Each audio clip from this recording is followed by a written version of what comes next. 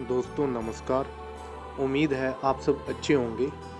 तो दोस्तों पिछली कुछ वीडियो में हमने हनुमान जी के बारे में जाना है, तो आज हम फिर से श्री हनुमान जी के बारे में जानेंगे।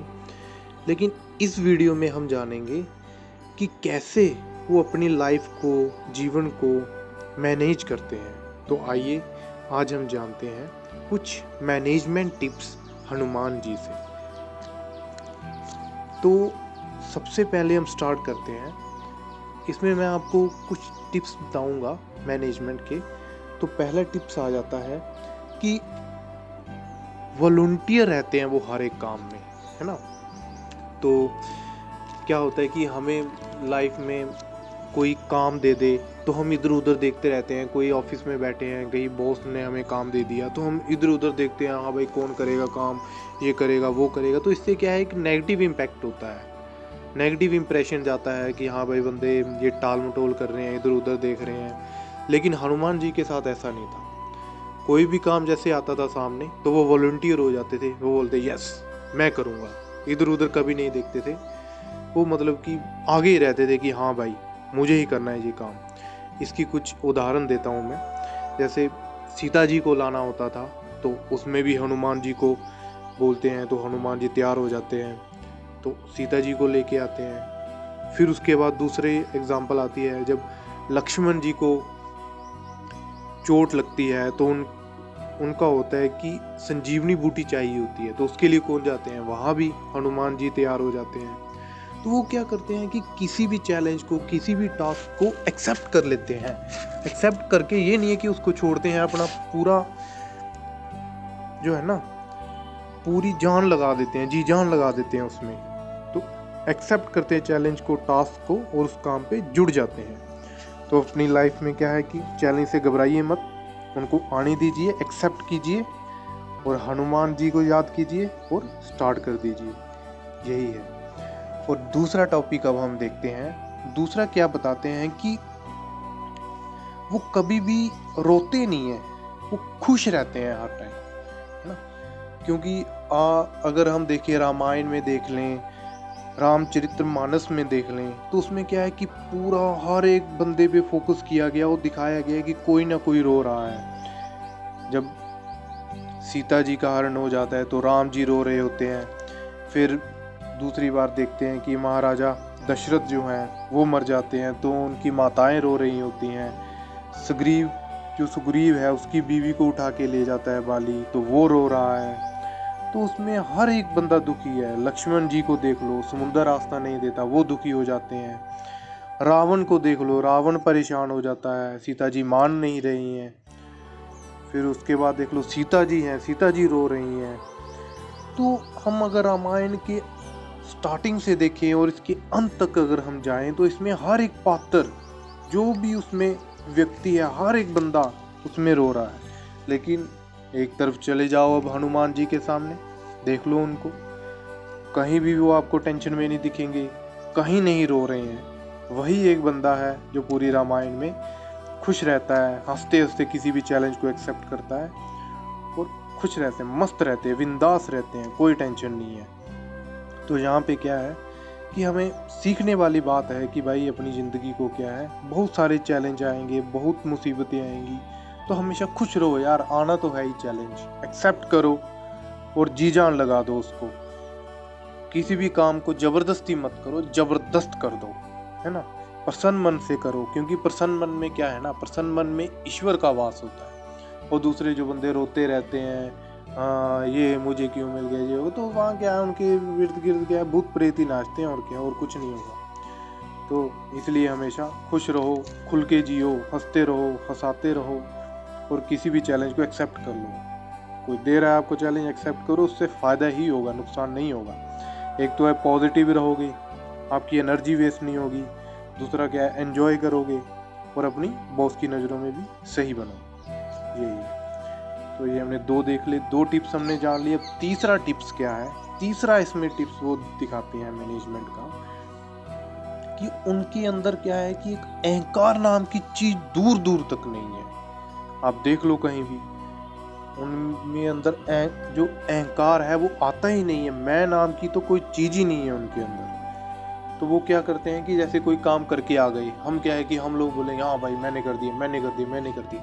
तो जब क्रेडिट की बारी आती है ना, तो वो क्रेडिट ट्रांसफर कर देते हैं, कभी भी अपने तक वो क्रेडिट रखते नहीं है। इससे क्या है कि बंदे के अंदर अहंकार नहीं आता। हाँ ये तो मालूम है काम आपने किया है, लेकिन अगर आप क्रेडिट नहीं लेते हो तो आप वही सिंपल बंदे ही रहते हो। तो अपना क्रेडिट क्या है, वो हमेशा अपने जो आराध्य हैं, अपने गुरु हैं, उनको ट्रांसफर करते हैं कि नहीं प्रभु, जो हुआ आपकी कृपा से हुआ, ये काम आपने किया। जैसे वही सीता जी को लेके आते हैं, अंगूठी दे के आते हैं, वहाँ से मिल के आते हैं, वापस आते हैं, तो राम जी बोलते हैं हाँ भाई किसने काम किया, है ना। तो हनुमान जी गुरु बोलते हैं गुरु आपने ही किया है। तो वही है, वो क्रेडिट ट्रांसफर कर देते हैं अपने गुरु जी को। सीता जी को खोजने का जो क्रेडिट था, है ना, वो राम जी को देते हैं।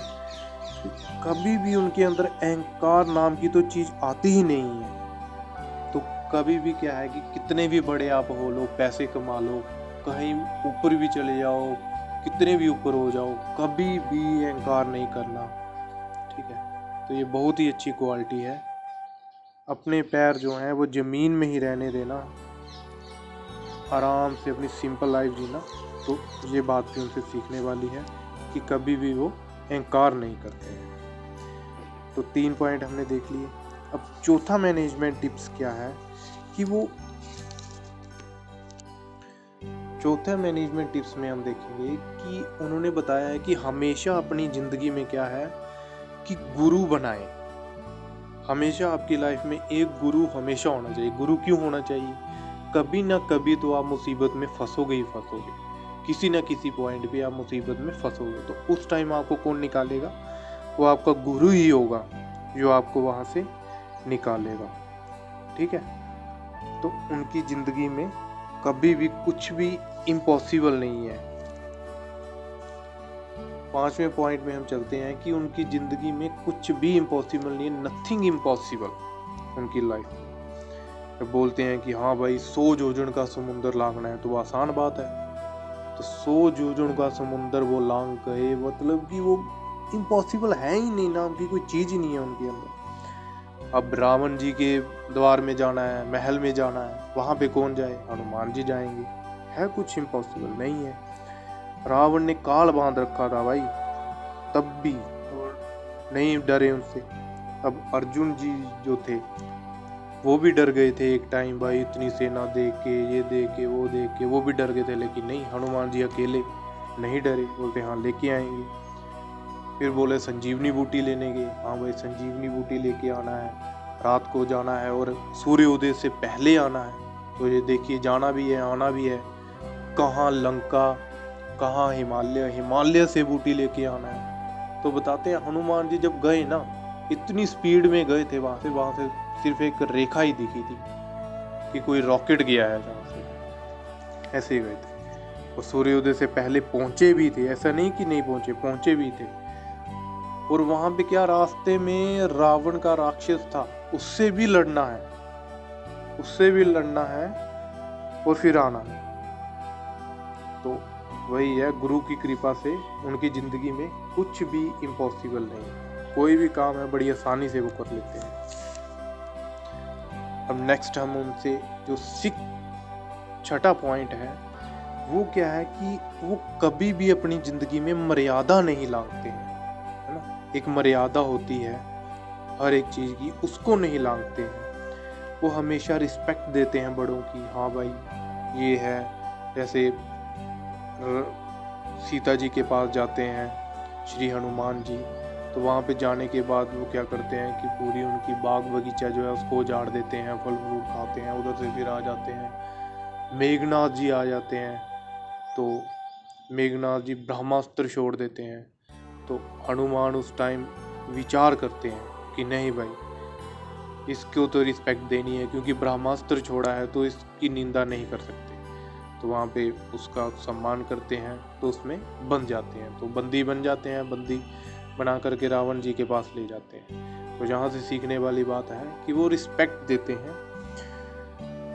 उसके बाद क्या है कि राम जी जब उनको बोलते हैं कि हाँ भाई सीता मैया के पास जाना है, उनको अंगूठी देनी है, करके आना है, तो वहाँ पे जाते हैं। ये नहीं था कि उनके लिए वो इम्पॉसिबल था, वो सीता जी को उस टाइम लेके भी आ सकते थे, लेकिन नहीं लाए। क्यों नहीं लाए?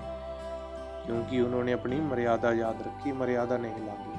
तो इसलिए अपनी ज़िंदगी में कुछ है, विचार कीजिए कुछ चीज़ों पे, अपनी मर्यादा नहीं लांघनी है कहीं भी। और 7वें टिप्स पे हम जानते हैं उनके। 7वां टिप्स में वो बताते हैं कि जो उनके आराध्य हैं, उनके प्रति अटूट विश्वास रखा है उन्होंने। उनके जो गुरु हैं, आराध्य हैं, अटूट विश्वास है। कुछ भी हो जाए वो उनकी सेवा नहीं छोड़ते हैं। उनको पता है कि कहीं भी जाएंगे, किसी भी काम के लिए जाएंगे तो वो पूरा होगा और उनकी कृपा से ही होगा। कुछ भी करेंगे सारा क्रेडिट उनको देंगे, और जो है उनके गुरु उनकी सहायता जरूर करेंगे। तो दोस्तों, ये थे कुछ पॉइंट्स जो हमने श्री हनुमान जी की ज़िंदगी से सीखे हैं। तो आप भी ये सारी चीज़ें याद भी रखना है और इनको अपनी ज़िंदगी में अप्लाई भी करना है।